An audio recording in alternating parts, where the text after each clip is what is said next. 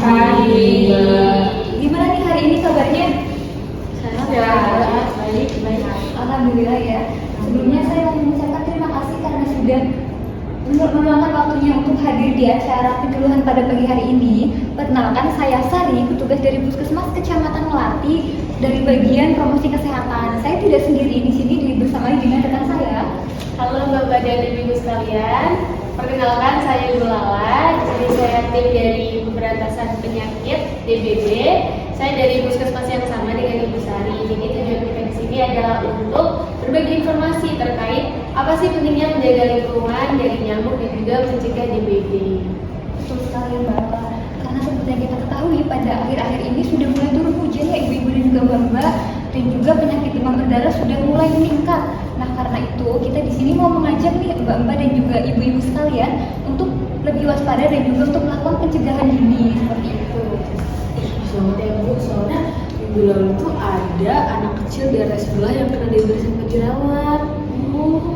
Minggu lalu ada yang kena DBD Bu? Iya ada Mbak. Nah itu salah satu alasan kita di sini. Jadi memang DBD ini penyebabnya salah satunya adalah nyamuk Aedes aegypti ya Ibu. Nah itu biasanya berkembang di air bersih yang tergenang. Oh, saya kira cuma hidup di selokan yang kotor gitu aja nyamuk DBD. Benar ya mbak, justru nyamuk DBD itu lebih suka di air jernih tapi yang tergenang, yang misalnya pada tempat pembuangan air, tempat penampungan air seperti ember atau bak mandi seperti itu. Jadi ibu-ibu dan bapak sekalian, penyakit DBD ini biasanya dibawa oleh virus dengue. Virus ini dibawa oleh si nyamuk yang namanya ini Aedes aegypti. Nah ini biasanya aktif menyerang di pagi hari dan juga sore hari. Nah sekalinya si nyamuk ini kena virus, terinfeksi virus, ini biasanya bisa menularkan ke banyak orang. Gitu. Oh, berarti nyamuk bisa ini ya Bu, menyebabkan virus ya? Iya betul. Iya betul sekali ya mbak. Maka dari itu di sini kita penting untuk mencegah perkembangbiakan nyamuk itu sendiri dengan menerapkan 3M+. Ibu-ibu dan juga mbak-mbak di sini tahu nggak sih apa itu 3M+? Saya pernah dengar Mbak, menguras, terus menutup dan mengubur ya. Iya betul sekali. Jadi 3M+ itu adalah 3M yang menguras, menutup dan juga mengubur. Maksudnya dari itu yaitu menguras tempat penampungan air minimal itu 1 minggu sekali. Misalkan kita menguras bak mandi, menguras ember. Lalu untuk menutup itu kita bisa menutup tempat penampungan air dengan rapat supaya apa? Supaya tidak terjadi nyamuk berkembang biak pada genangan air tersebut. Lalu yang terakhir itu ada mengubur atau mendaur ulang barang-barang bekas supaya tidak menjadi tempat sarang nyamuk. Nah itu kan tadi 3M-nya ya. Lalu untuk plusnya, pada tahu nggak nih plusnya itu apa? Belum tahu ya. Jadi untuk plusnya itu adalah langkah tambahan. Yang pertama itu kita bisa menabur larvasida, lalu bisa menggunakan lotion anti nyamuk, lalu bisa juga menanam tanaman untuk anti nyamuk seperti lavender, serai dan juga zodiak. Untuk yang terakhir itu kita bisa juga memelihara ikan yang bisa memakan jentik-jentik nyamuk seperti itu.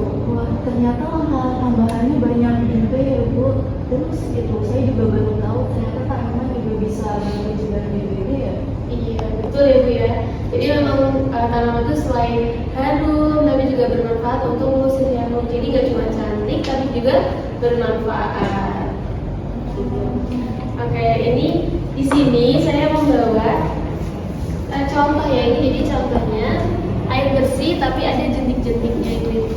Ini contohnya aja dan gerak-gerak. Ya. Jadi begitu ini air bersih yang tidak ditutup selama 1 minggu gitu. Jadi akan memunculkan si jentik-jentik ini. Nah biasanya dalam 7 sampai 10 hari jentik-jentik ini akan tumbuh menjadi nyamuk dewasa yang mana membawa penyakit DBD begitu. Loh Mbak, biasanya saya menampung air hujan buat nyiram tanaman, itu berarti bahaya?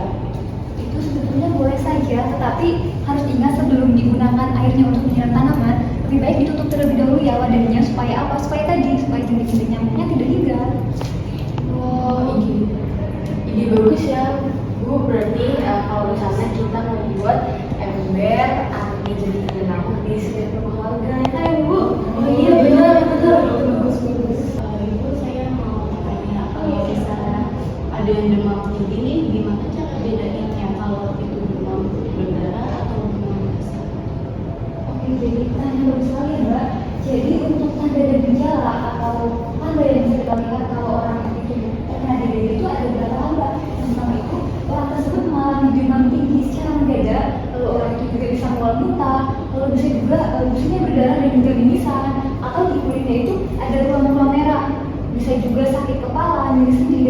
motor.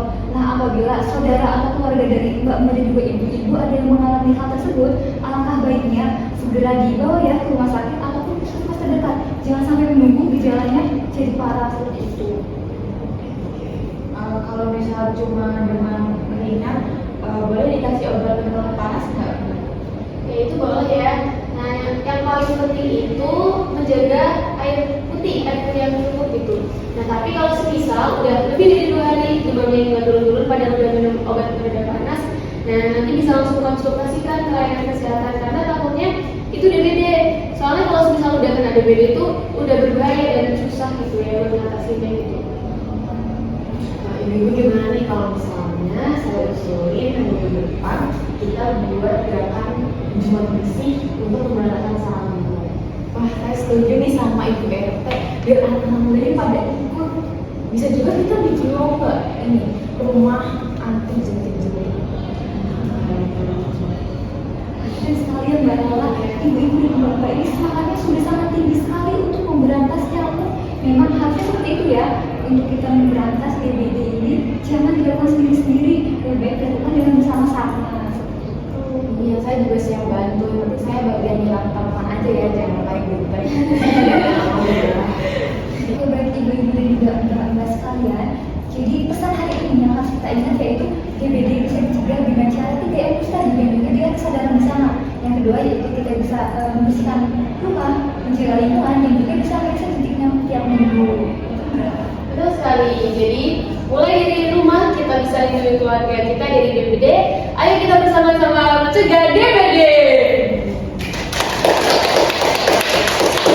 Oke baik Mbak dan juga ibu sekalian, karena kita penyuluhan sudah selesai, saya juga Mbak Lala mengucapkan terima kasih banyak karena juga berpartisipasi dalam penyuluhan pada pagi hari ini. Namun sebelum penyuluhan ini ditutup, mari kita jagoan dulu ya bareng-bareng. Nanti kalau saya bilang bersihkan lingkungan, kalian semua boleh menjawab dengan bebas dari DBD, cegah nyamuk, selamatkan keluarga. Sudah siap gak nih? Siap. Saya akhiri 1, 2, 3 ya. 1, 2, 3. Bersih lingkungan, Bebas